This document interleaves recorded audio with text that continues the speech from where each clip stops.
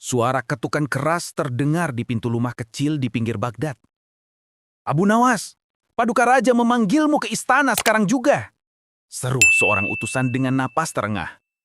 Abu Nawas yang tengah menulis di meja kayu tua, menatapnya sambil tersenyum.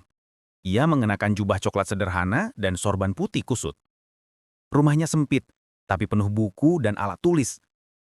"Kalau Raja memanggil pagi-pagi begini," katanya pelan, "pasti ada persoalan yang membuat seluruh istana pusing."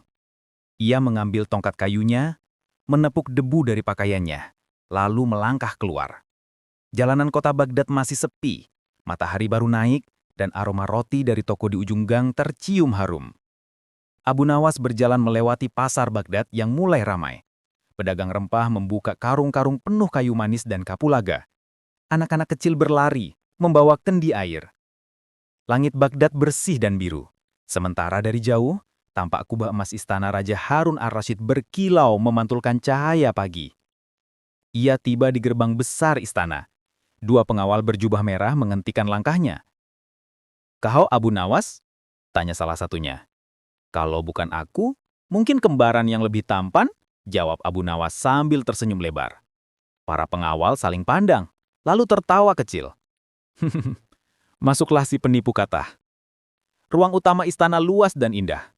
Karpet Persia merah darah menutupi lantai, lampu minak berayun perlahan, dan pilar marmer putih menopang langit-langit tinggi. Raja Harun al-Rashid duduk di singgasana emas berukir kaligrafi, mengenakan jubah biru tua dan mahkota batu zamrud. Semua pejabat berdiri berjajar di sisi ruangan. Saat Abu Nawas masuk, mereka menunduk. Bukan karena hormat, tapi karena menahan tawa. Mereka tahu Abu Nawas sering membuat raja kesal sekaligus kagum. "Abu Nawas," suara raja berat tapi tenang. "Semalam, aku bermimpi.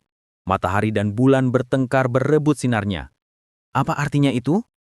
Abu Nawas menatap raja dalam diam. Ia berjalan pelan ke tengah ruangan, lalu berlutut. "Tuanku," katanya lembut, "mimpi itu bukan pertanda buruk. Matahari adalah paduka, sumber cahaya yang memberi kehidupan. Bulan adalah para menteri yang hanya memantulkan cahaya paduka. Bila mereka berebut sinar, berarti mereka lupa bahwa cahayanya berasal dari paduka." Raja menatapnya tajam, lalu senyum perlahan muncul di wajahnya.